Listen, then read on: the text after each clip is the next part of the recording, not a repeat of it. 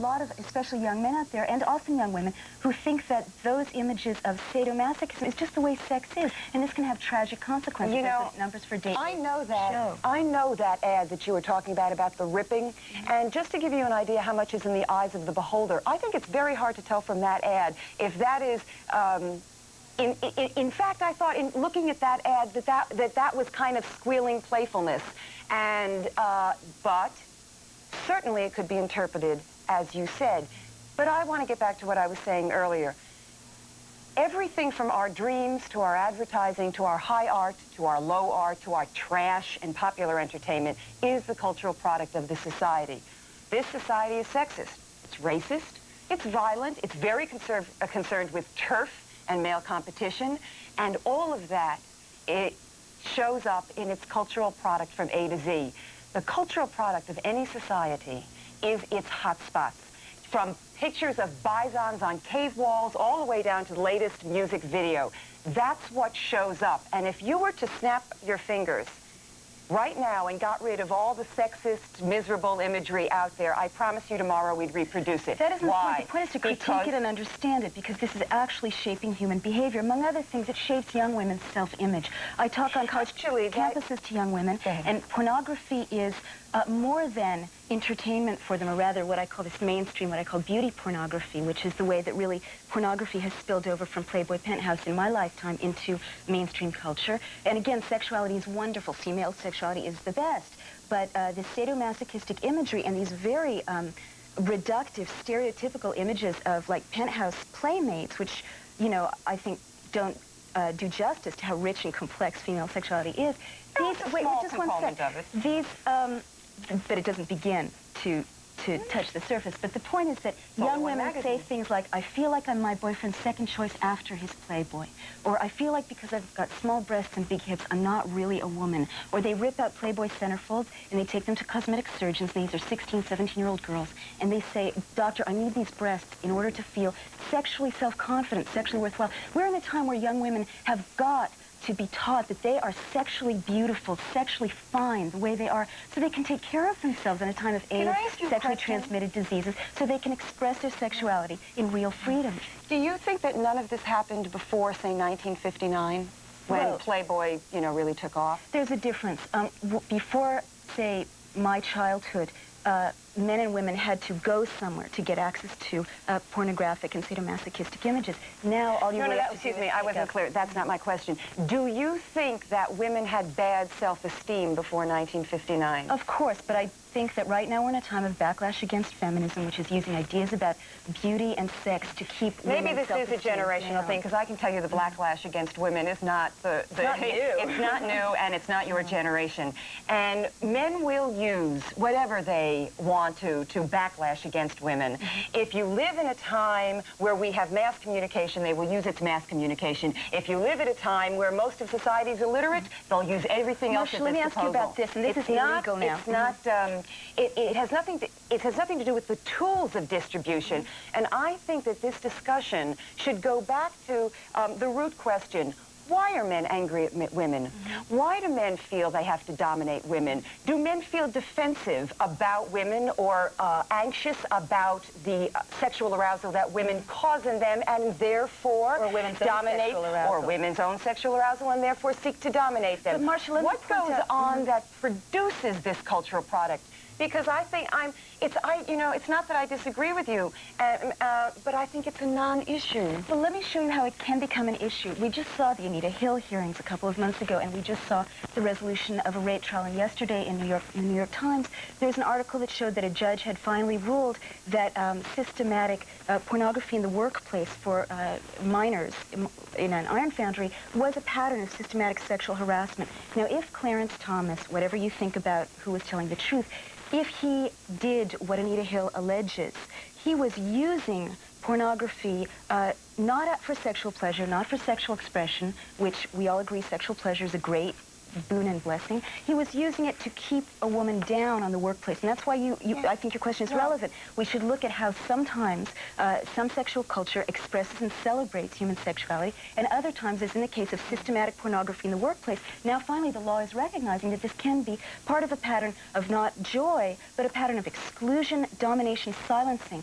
And the one thing I do agree with you about, Phil, strongly, is that so often in this debate, what we don't hear from are voices of women. I can tell you Heidi Ellis, a friend of mine, was a middle college co-ed, that's such a silly word, was a middle college student who is typical of what my generation is facing. She felt she had to pose for Playboy in order to feel beautiful. She had breast implants, she was anorexic, and finally she was ripped off by Playboy, and she was we do have to break. May I just ask you to briefly, Ms. Wolf, it is true, we have a lot of people, women especially, purging. Anorexia is a very serious health problem, which took the life of Karen Carpenter. Yes, and many other lives. And many others.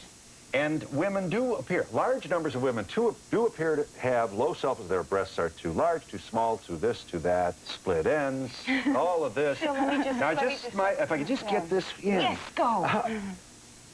What would you do about this? One of the things I would do is have a culture that encouraged us to feel when violence against women is presented to us that it's violence and not sex. But it isn't violence against, it is not violence against women that's causing young women to want to be shaped like a pencil. Actually, I would disagree. A lot of young women have told me, and I was anorexic myself, why they became anorexic. And I can't convey to you how disturbing it is to grow up in a culture that doesn't show a full range of female bodies, right? In reverence and joy, but shows only this one very anorexic, surgically augmented stereotype, often in a position of domination and humiliation. All right. Ms. Pally, you wanted to say before we break. You know, women in the 19th century took arsenic because that supposedly made their skin more translucent. Women in the 19th and the 18th century wore miserable corsets that constricted their inner... Wait a second. This is not new, and it is not caused by the image that we have today. We have to go back and say, what's going on with male power and women's self-esteem in our basic social structures, that women can be golden to doing these silly things. Silly things, excuse me. I was anorexic, and half of young women, according to the New York Times, I'm not saying, 30 have an eating disorder. We are not silly. No. I didn't say you were silly. It is a damaging thing for you to go through that. Yes. Let's get to the root causes. Women did it in the 19th century. Women did it in the 18th century. Now let's talk about what the sources of that are. And I, in fact, although we're on television and I think we have to take a break, I would like 2 minutes later to actually talk about some of those sources. And we'll be back with Naomi Wolf and Marcia Pally in just a moment.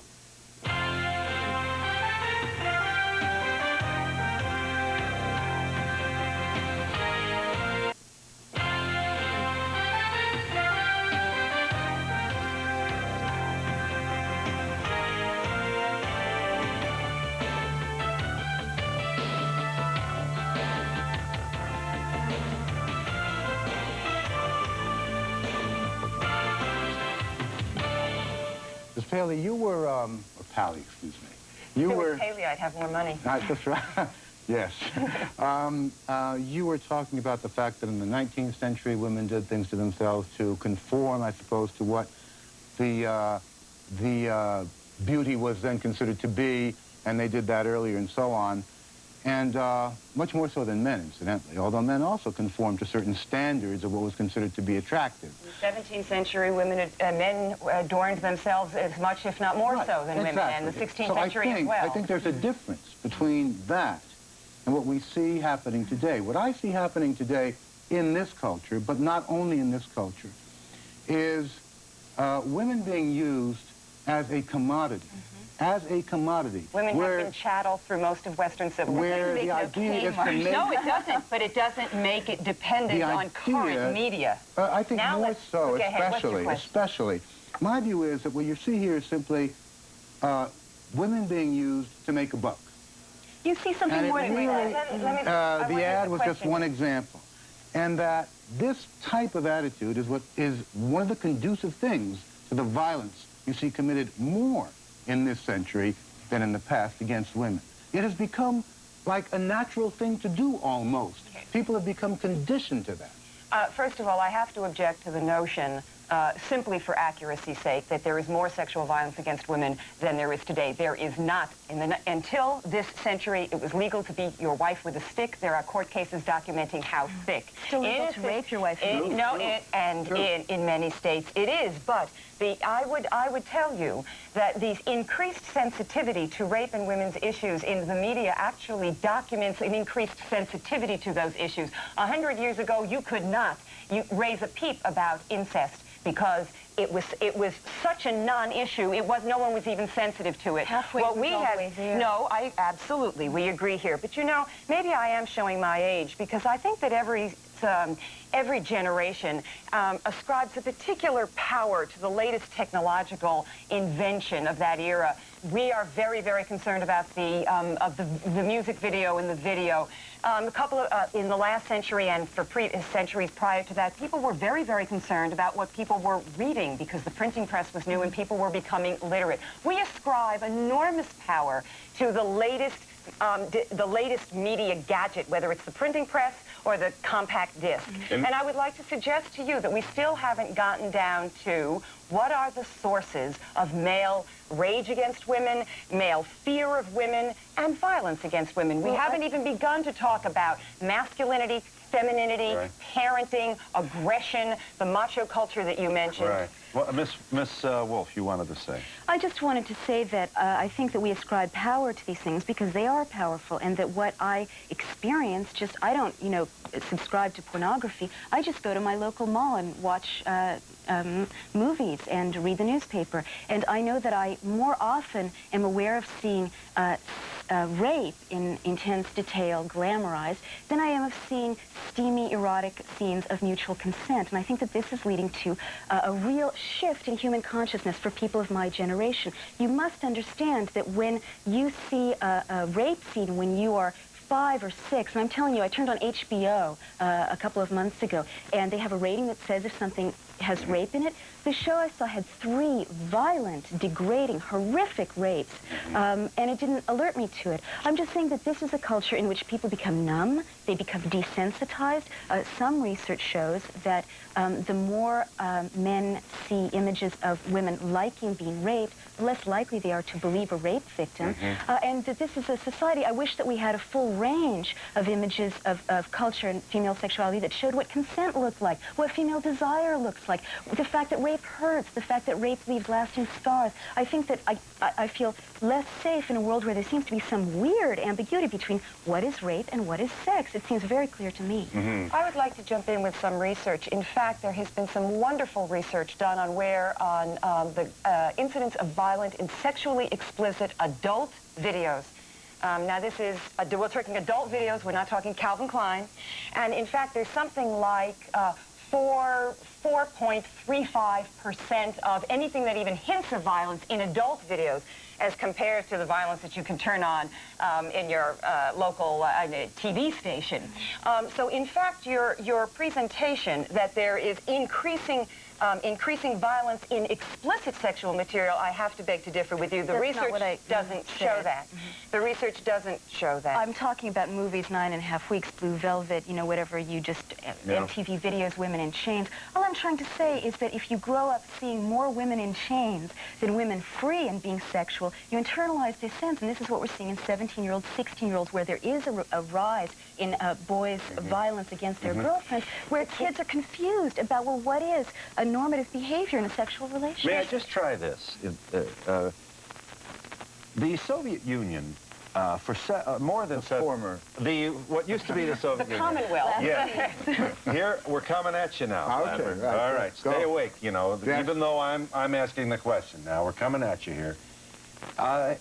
This controlled society was certainly void of public displays of the kind of sexuality that are readily found on MTV and beer commercials here. Pornography, I'm sure. All the. It was banned. Yes, but if you were powerful enough, you could get it, and it was tough even if you had power. You could go to jail for it. That helps make my point. Exactly. This is a very sexist society.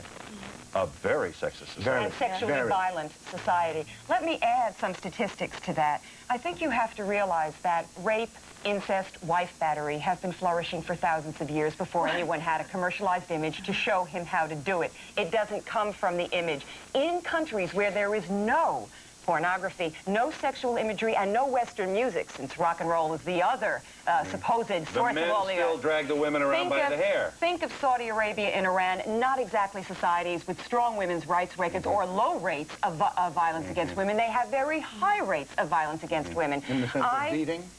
In the sense of everything. I asked an American woman if she would voluntarily move to either Iran or Saudi Arabia on the women's rights and status issue. I don't think you'd find many of them. The point that I'm making is that that the image is a quick fix. I really don't think you get what I'm trying to say. We live in a culture where I'm talking about people under 30. Sorry to belabor this. We live in a culture in which imagery is more real than reality now. You've got to get it. The world has changed. Yes, I disagree with you. And so not only do I disagree with you, but most of the reputable social science research in sociology and psychology, including folks like Dr. John Money, Professor Emeritus at Johns Hopkins University, will tell you that most behavior is formed from what the child sees in the family. I know it's popular to say the family has no control, but it's baloney. Children learn from the family and from their extended family and immediate community. I'll tell you what teaches sexism, not a picture of Playboy magazine, but when a kid hears his father say to his mother, shut up. That's where they learn sexism, and we are not going to rid the world of sexism until we get there. But Ms. Wolf is arguing, if I'm understanding her, is that there are increasing scenes of a aggressive sexual version of shut up, exposed to these young men, especially as they grow, and then they begin to behave the same way. Good. Then if that's the case, then I say, don't go at, if you snap, I'm going to say it again, if you snapped your fingers and got rid of every sexist image in the world, let me finish. We would reproduce it. You would be no better off. But the issue is, can we talk about how aggression is folded into boy training? Can we talk about how dismissiveness, low self-esteem is folded into girl training? We can and we should. Ms. Wolf wanted to say before our break. I do. What I think we're not getting is what about female sexuality, female self-esteem? What I'm saying is that young women don't have a sexual culture. In the absence of any culture that celebrates and expresses female sexuality, we internalize these images of Madonna chaining herself to a bed, and we think that is liberation. I'm saying we can do better than that. Yeah. You wouldn't ban Madonna from doing that. Banning is not the point. You're calling attention to the fact that these have consequences, this kind of theatrical entertainment. So if we become eroticized by the notion of our own being chained up, that's all you see, the glamour of bondage, the glamour of bruises, the glamour of being caged, if that's what being desirable is, and if you take on board through MTV norms of relations between the genders, you are going to think it's hot. And Ms. Pally is saying you're exaggerating the power of the media. No, 2 points. I'll give you a chance. Yes, a minute. All right.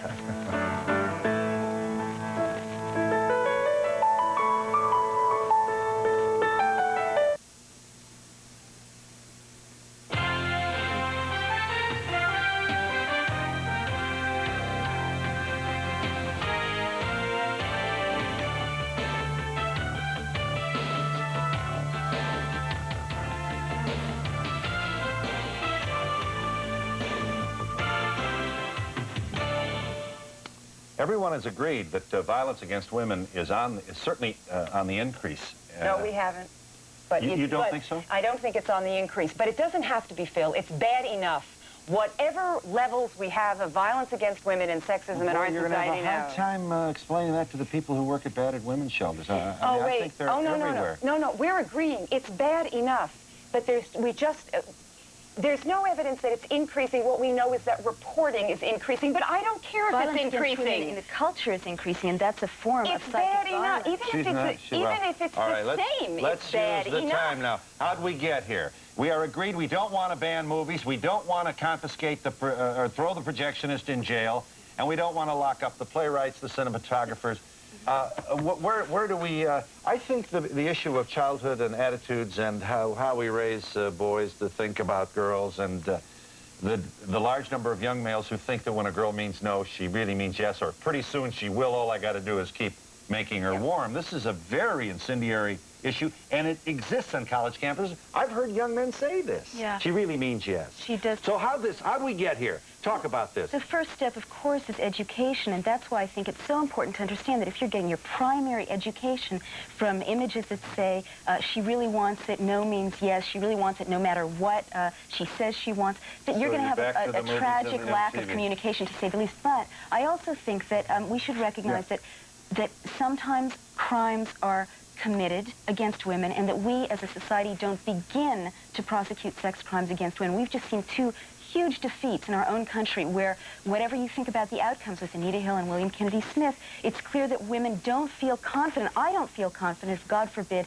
someone raped me tomorrow, that I would get a fair trial, a fair hearing, and justice. And that we've got to put teeth in the laws, real teeth, and recognize that... I don't mean to bring this down another street, but would you reveal your face and allow your name to be published if you made a charge like this against a man? Not if I was treated like the William Kennedy Smith survivor, not like if I was treated like Anita Hill. Well, you would be, obviously. You wanted to say about the history of this. You were going to go to... Let me make a point. There seems to be this notion that either that girls learn that it's fun to be raped from images, and that boys learn that women like to be raped. They learn this from images and therefore do it. There's something very wrong with the idea that men rape to please women because they think they like it. Men, wait a second. Men rape to hurt women, period. If we want to find out why men rape, we have to find out why men want to hurt women. Where does male rage against women start from? Let me give you one suggestion. We have a society where most of the child care is done almost exclusively by women.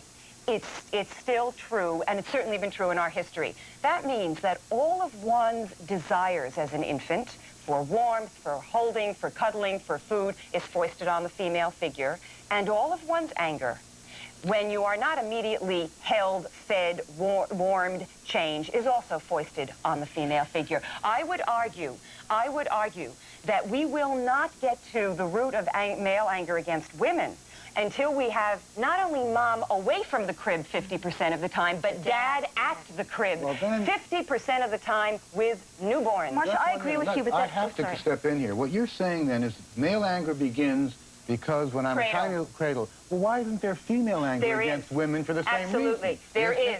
There is absolute women. No. There's self-loathing among women. There is self-loathing, and there is tremendous anger that women have against other women. The harshest critics, for example, of Anita Hill and of the woman in the William Smith Kennedy case were frequently other women. Women are very, very ambivalent about other women. However, there are some differences. Aggression is folded into boy training.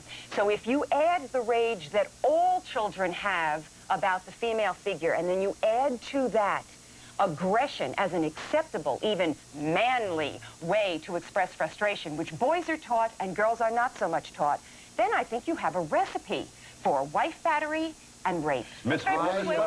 Wolf, you're certainly entitled to make Well, I entirely agree with a lot of what you said. It's Dorothy Dinnerstein's argument, and I think it's true. Nancy Charterow. Right. Absolutely. All of those things are true, but what you're leaving out is that when, for instance, at this iron foundry, the male miners who were resentful of women getting equality in the workplace, and that's what we're talking about now, a backlash against the women's movement, which is using these images to undermine the high self-esteem that the women's movement had begun to give women about themselves. When they put up those images, they don't do it because they particularly like Miss July that month. They do it because it's a way of saying, this is guy territory. Get off of this plant. Don't feel comfortable here. Don't climb this ladder. They do it because they need to feel... I don't think it's the particular mother's fault. I think it's our system of parenting. Well, you must address what I just said in the way that the charges... Yes, I think they put up... If they put up pictures for two reasons. They're adults. They're not acting out. If they weren't threatened by... adults act out all the time, especially men against women. I think you would agree. It's a form of sex harassment. It's a form of sexual discrimination. They put up the pictures for two reasons. One, because it turns them on, and two, because they think it'll piss the women off. You're making a contradiction. You say they do it not for sex, but for power, and now you're saying they do it because it turns them on. No, I agree. I agree with you. They put them up in part for reasons of power. Now, why do men have to feel they need power over women? To keep their jobs in this case. You're missing this huge economic factor. Please make your point. I think we've our enthusiasm perhaps has made it difficult for you to make your point. Okay. You wanted to say. Sure. Women are moving into the workforce. Women are gaining power. At the same time, this huge barrage of images that show women as things, not threatening, is everywhere in the media because it's one way to restore the imbalance between the sexes, and men often use it in examples like this as a way to keep women from feeling powerful, confident, secure, and happy on the job. Sex harassment. And I agree with her, but I would suggest that men would do that anyway, with or without that particular image. And you're not going to stop the behavior until you get to the cause of it. Why start with the picture? If they didn't have a picture, they'd use something else. Why do men feel so threatened with women on the job? Let's get to that. Because if we took away all their... And because men were sexist way before this recession. And if we took away their pictures, they would use everything else at their disposal. That's not the issue. The issue is the root problem. The issue is how those pictures make women feel, and that's women's voices are what is often not heard, as I said in this debate, and what women say they feel. I think you're starting too late in the game. Why don't we dig down a little deeper? I think you're starting. Just tell a story about what happened to me at Yale. Yes, please. To have their picture taken that way. That's not the issue. Well, now, wait a minute. They're not forced. It is an issue. This is the issue. First of all, there's a lot of evidence that pornography does happen in is produced in exploitive or dangerous circumstances. Just like I don't buy grapes if I think that slave labor, migrant labor produced them. I think we should all know more about the production of pornography and prosecute those who commit crimes in its production. But what I'm trying to talk about, it was when I went to the Carroll to study at Yale, and women have not been at Yale for very long. Wherever you sit, there are images of women with their legs splayed open out of Playboy and Penthouse drawn onto the study carrels. Now, those images were, to me, clearly not a celebration. Isn't it wonderful that women are at Yale? Aren't they beautiful? Aren't women lovely sexual creatures? It was a way of saying, damn it, this used to be our place, and now women are here, and we're not going to make you feel comfortable. Were the dirty markings on the occasion of the co-education of Yale? You don't think they were there a long time ago? Maybe. In other words, this graffiti, this vulgar graffiti, heralded the arrival of women at Yale? Let me use a better example. Dick Cavett spoke at my commencement speech at Yale, and he told a story about pornography. And the punchline of the story was that Yale women wouldn't make good pornography. We weren't pretty enough to make good pornography. Now, to me, that seems so clearly an example of what I call the beauty myth, the backlash against feminism, because he was seeing 3,000 women graduating with Yale degrees, and that's scary. And it was an unconscious way to say, no matter how powerful, no matter how much masculine privilege you might have now, I can make you feel like you're not even good pornography. And that's demeaning. It makes you feel like, here's your head, and that's acceptable. Here's your body, and that's just something to take and throw away. You know, part of what I'm charmed by here is this emphasis on sex, as though it's the sexual images that degrade women. That's not what I'm saying, Marcia, and you know it. Wait a second. There are many, many images in our society that reflect the sexism that we have that are not sexual. I would be more offended right now by a picture of David Duke that, as a woman, I would be more offended by a picture of David Duke than by a picture of consensual sex. Well, and it doesn't have to be nice. And it doesn't have to be nice. Nothing to do with the issue. But I assume you thought Romeo and Juliet was great as a movie, as a play, and, I think the sex scene in Thelma and Louise is great. I think female sexual desire is great. I don't see why... Not a few angry males would want me to remind you that Thelma blew the brains out of a guy in Thelma and Louise. Or was it Louise? Do we have any more time? Yes, we do, and we'll give it to you in just a moment.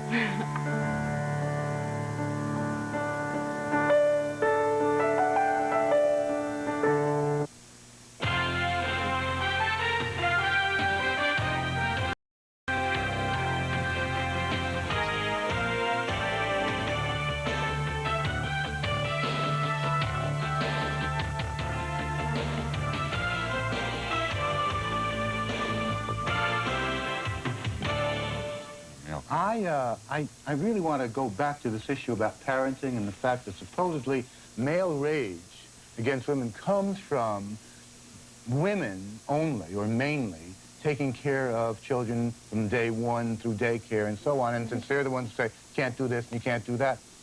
It's much more basic than that. I'm not talking about discipline. Well, on the contrary, it would seem to me that being brought up by a woman would be a positive fact more than a negative. Take away the mother, you get a much worse kind of situation. No, I'm not. No, first of all, no one's saying take away the mother. I'm saying add the father. But add the father. Let me say that again. The point is that infants and small children have a great deal of desire for their main parent. They need that main parent. And so all expectations for their being loved are foisted on that main parent. But nobody can be there the instant a child gets hungry, the instant a child cries, the instant a child gets wet, an instant a child wants something and can't have it. And have you ever seen an infant? I'm sure you have. Have you ever seen infant rage? Have you ever seen a 6-month-old turn red in the face and scream? Children have tremendous anger, and all of their desire for care and all of their anger that they don't get it when they want it is all right now foisted on the female figure. And I think we, men and women, act out that ambivalence on all the women in the rest of our lives. Now add to that girl training, which teaches girls to do all kinds of dismissible, self-sillying behavior, smile too much, giggle too much, don't have too much self-confidence, rely on others to tell you whether you're right, don't have any inner sense of self. And you see from that beginning, add to that girl self-sillying, I'll use that phrase. Now, on the boy half, add the tremendous emphasis that aggression is okay. Verbal bullying is okay, and physical aggression. You're frustrated, you didn't get what you want? Push, shove, scream, back somebody into a wall, slap them around, call them names. And I think if you have a situation where all of us feel ambivalent about women, and we have inside us both desire and rage at the female figure, and then you have girls silly themselves, and then you have boys taught aggression, you have a recipe for adult violence against women. And I would like to see our society address this. To which Ms. Wolf responds. First of all, we women who are erotically involved with men also have desire and ambivalence for the male body, and no one seems to be addressing that. Absolutely. Finally, I just want to point out that all of these images are harmful, especially because they're the only images we have of human sexuality, and that one of the things we don't have is enough women making movies, enough women making rock and roll videos, enough women being heroines. You've got sweet Queen Latifah. Well, she's one. I think she's great. She's terrific, and I think Thelma and Louise Should also be said that Madonna is probably the boss on her set as well. I'm sure she's boss on her set, but what women are told is you, young women, is you can be powerful if you are also consumable. You can be powerful if you look like Christine, the high fashion model. You can be powerful if you're, you know, young, anorexically thin, and surgically augmented. And this is a way to keep young women from being truly powerful, if that's the only choice we're given. So what I say is, first of all, let's find out all we can about pornography and the way that it's bleeding over into mainstream culture. Mm-hmm. Let's read people like Catherine McKinnon and Andrea Dworkin, because often their positions are distorted and people don't go straight to the source. Let's certainly see if we can't teach a real sex education now more than ever, where young women's sexuality and bodies are celebrated, and where young women are taught that they are valuable whether they are wearing bruises or not, so they can protect themselves and express their sexuality. And let's get it clear that sex is sex and rape is rape. Let's do something else, if I may presume to suggest. Let's see what we can do to get more and more women less and less ashamed of declaring out loud that they are feminists. Oh, yes! Not a feminist, but not a feminist. I'm not a radical feminist. Or not my mother was a feminist, which is the one I can't I'm not a flamboyant feminist. I'm not really a feminist. I mean, I want equal pay for equal work. Huh? Yeah. There is this tremendous anxiety about don't be a feminist. You know, you'll never go out on Saturday night. Right. Do I get a high five for that? High Good, five. I'll just one more. You know, if you're so bright, how come you ain't in the Senate? And how come you ain't in Congress? Sexism, probably. And where are you here? And, sexism on the part of women. Yes. On the part of women. Yes. There's been such a resurgence Women of do not feminist vote interest for in women. activism that This is is not interesting true. In answer to your question about do women have ambivalence about women, there you have one of the problems. 30% of American women call themselves feminists. That's more than voted for any political party in the last election. Mm-hmm. Yeah. That's a lot of power. And we'll be back in just a moment.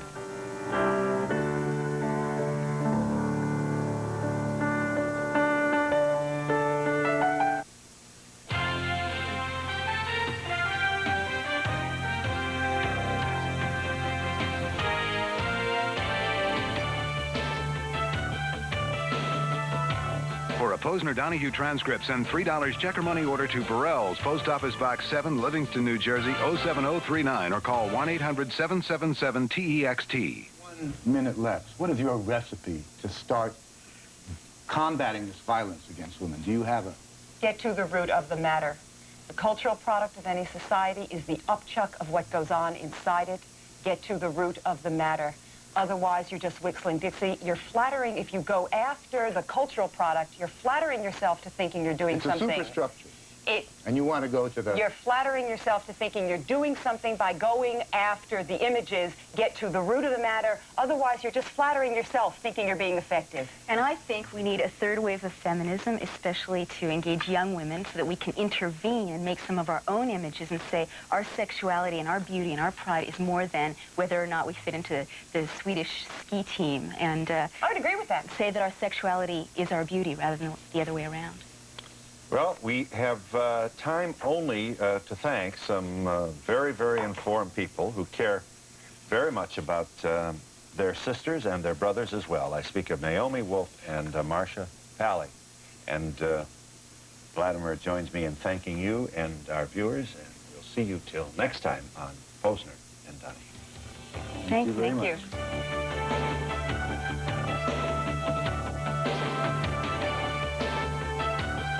We invite you to be with us for a brand new program completed just hours after the resignation of Mikhail Gorbachev as president of the Soviet Union. Profile the life and career of one of the world's great leaders. Gorbachev, The Rise and Fall, Monday at 8 on WVIZ.